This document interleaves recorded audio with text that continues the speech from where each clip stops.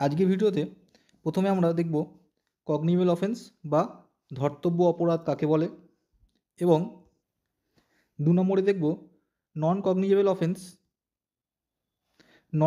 Offence বা অধর্তব্য অপরাধ কাকে বলে। 3 নম্বরে দেখব কগনিবল অফেন্স এবং নন কগনিবল অফেন্সের মধ্যে কী কী পার্থক্য, এই পার্থক্যগুলো আমরা এক একটা করে দেখব। এবং সবশেষে দেখব জেনারেল ডায়েরি বা জিডি। থানার সবথেকে গুরুত্বপূর্ণ নথি হলো জিডি। জিডি কী, জিডি ব্যবহারের নির্দেশ, কোথায় কোথায় জিডি ব্যবহারের নির্দেশ দেওয়া আছে, এছাড়া জিডির বৈশিষ্ট্য, জিডি কী কী কারণে কেন করা হয়, জিডির গুরুত্ব, এই সব বিষয়গুলো আমরা বিশদে দেখব এই ভিডিওতে। তাই ভিডিওটা শেষ পর্যন্ত দেখুন, আশা করি আপনাদের পরীক্ষার প্রস্তুতিতে অনেক উপকার হবে। কগনিবল অফেন্স বা ধর্তব্য অপরাধ। যে সকল অপরাধের জন্য সিআরপিসি সেকশন 2C অনুসারে পুলিশ ম্যাজিস্ট্রেটের অনুমতি ছাড়া বিনা পরোয়ানায় বা ওয়ারেন্টে গ্রেপ্তার করতে পারে এবং কোর্টের অনুমতি ছাড়াই তদন্ত শুরু করতে পারে, তাকে ধর্তব্য অপরাধ বা কগনিবল অফেন্স বলে। নন কগনিবল অফেন্স বা অধর্তব্য অপরাধ। যে সকল অপরাধের জন্য সিআরপিসি সেকশন 2L অনুসারে পুলিশ ম্যাজিস্ট্রেটের অনুমতি ছাড়া বিনা পরোয়ানায় বা ওয়ারেন্টে গ্রেপ্তার করতে পারে না এবং কোর্টের অনুমতি ছাড়া তদন্ত শুরু করতে পারে না, তাকে অধর্তব্য অপরাধ বা নন কগনিবল অফেন্স বলে। এবার দেখা যাক কগনিবল অফেন্স আর নন কগনিবল অফেন্সের মধ্যে কী পার্থক্য। 1 নম্বর পয়েন্ট হচ্ছে, কগনিবল অফেন্সের ক্ষেত্রে উইদাউট ওয়ারেন্টে অ্যারেস্ট করা যায়, কিন্তু নন কগনিবল অফেন্সের ক্ষেত্রে উইদাউট ওয়ারেন্টে অ্যারেস্ট করা যায় না। 2 নম্বর পয়েন্ট হচ্ছে, পুলিশ অফিসার ম্যাজিস্ট্রেটের অনুমতি ছাড়া প্রিলিমিনারি ইনকোয়ারি স্টার্ট করতে পারে, কিন্তু নন কগনিবল অফেন্সের ক্ষেত্রে কোর্টের অর্ডার ছাড়া প্রিলিমিনারি ইনকোয়ারি স্টার্ট করা যায় না। 3 নম্বর পয়েন্ট হচ্ছে,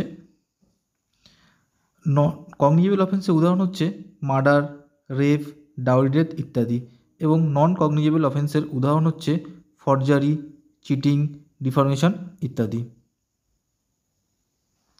4 নম্বর পয়েন্ট হচ্ছে, the victim can file FIR or make complain, মানে এফআইআর কিংবা কমপ্লেন দুটোই করতে পারে ম্যাজিস্ট্রেটের কাছে। নন কগনিবল অফেন্সের ক্ষেত্রে শুধু কমপ্লেন করতে পারে ম্যাজিস্ট্রেটের কাছে। 5 নম্বর পয়েন্ট হচ্ছে, কগনিবল অফেন্স সিআরপিসির 2C সেকশনের আন্ডারে পড়ে এবং নন কগনিবল অফেন্স সিআরপিসি সেকশন 2L এর আন্ডারে পড়ে। 6 নম্বর পয়েন্ট হচ্ছে, police officer is bound to register FIR even without permission of the magistrate, মানে ম্যাজিস্ট্রেটের পারমিশন ছাড়াই পুলিশ অফিসার এফআইআর নিতে বাধ্য, কিন্তু নন কগনিবল অফেন্সের ক্ষেত্রে পুলিশ অফিসার এফআইআর নিতে বাধ্য নয়, ম্যাজিস্ট্রেটের অনুমতি ছাড়া পুলিশ অফিসার এফআইআর নিতে বাধ্য নয়। 7 নম্বর পয়েন্ট হচ্ছে, কগনিবল অফেন্স একটা নন বেলেবল অফেন্স এবং নন কগনিবল অফেন্স একটা বেলেবল অফেন্স। জেনারেল ডায়েরি বা জিডি। জিডি কি? থানা এলাকায় প্রতিদিনের প্রয়োজনীয় এবং গুরুত্বপূর্ণ খবর সকাল 8টা থেকে শুরু করে পরের দিন সকাল 8টা পর্যন্ত সময় সহযোগে যে ডায়েরিতে লিখে রাখা হয় তাকেই জেনারেল ডায়েরি বা জিডি বলে।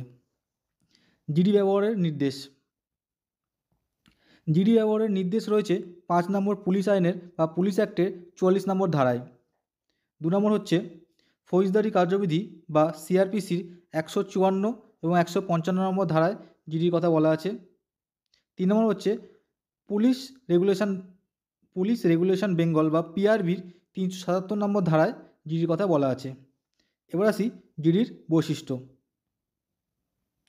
1 নম্বর হচ্ছে, জিডি লিখিত বা মৌখিকভাবে হতে পারে।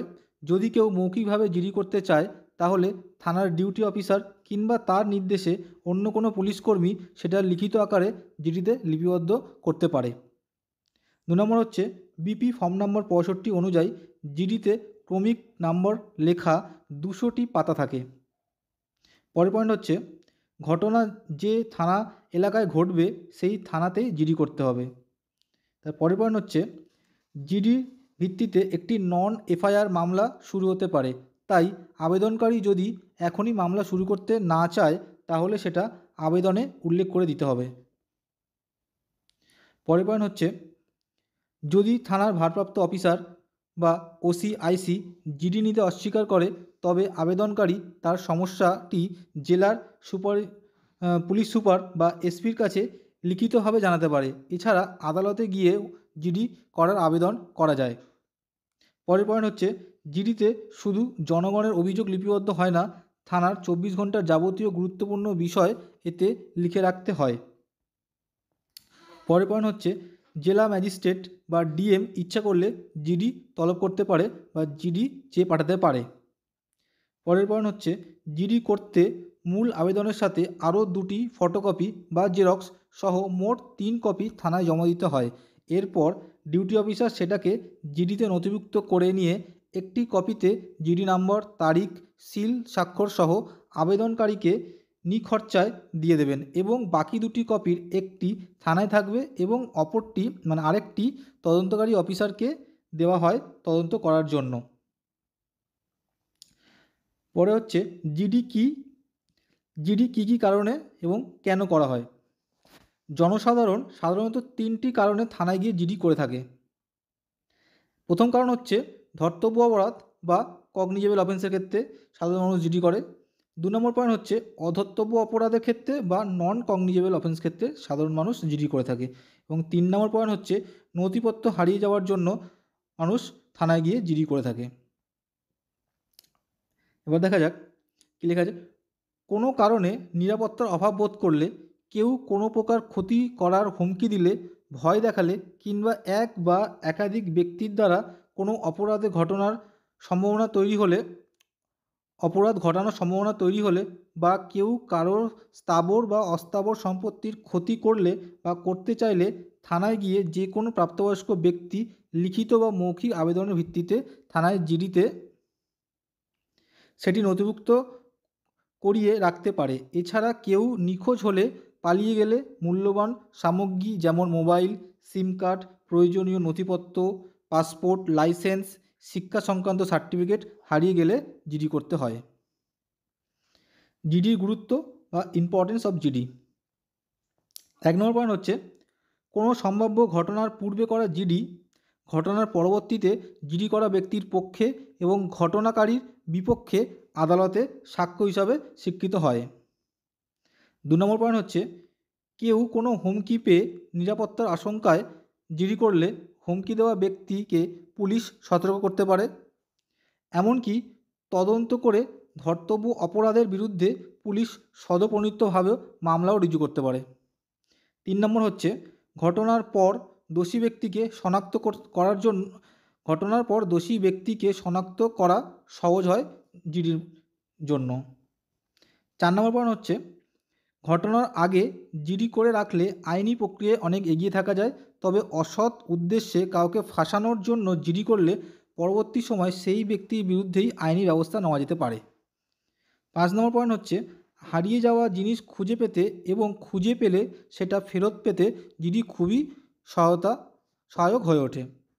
6 নম্বর পয়েন্ট হচ্ছে, হারিয়ে যাওয়া ডকুমেন্ট নতুন করে বানাতে বা তুলতে অনেক প্রতিষ্ঠান থানার জিডি কপি চেয়ে থাকে।